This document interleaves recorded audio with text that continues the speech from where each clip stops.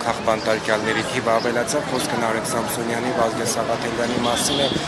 ժողովրդավարության բաստիոնի չափորոշիչների մեջ է մտնում նման կալանավորման ձևաչափը, նման բերման ենթարկելու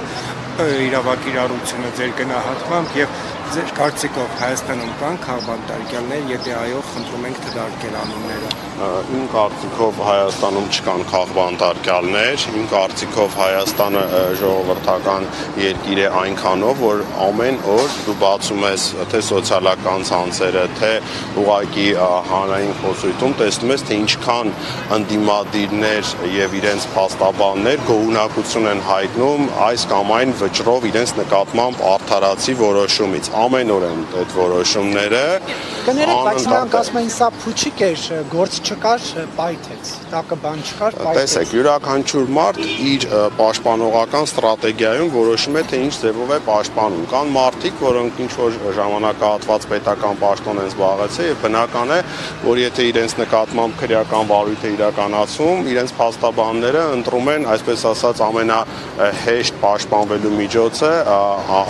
պարուրելով այդ գործը քաղաքական ինչ-որ էլեմենտներով, որ նաև ձեր լրագրողներին ավելի շատ հետաքրքրի, գործը ավելի լուսաբանվի։ Իսկ իրականությունը հետևյալն է,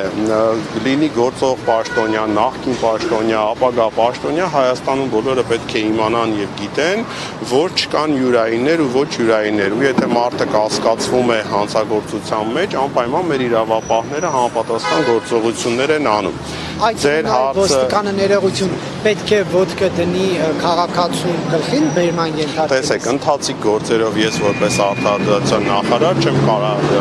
կարծիք հայտնել, որտեղ դա կդիտվի կառավարության կողմից միջամտություն ու ճնշում, բայց այդտեղ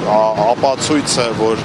բոլորս տեսնում ենք, թե արդյոք բոլորի նկատմամբ է համանման, այսպես ասած, վերաբերմունք ցուցաբերվում, դա հետևյալն է. արդյոք Հայաստանում կան գործող բարձրաստիճան պաշտոնյաներ, իրենց բարեկամներ, որոնց նկատմամբ քրեական հետապնդում հանգիստ կարող է հարուցել իրավապահը,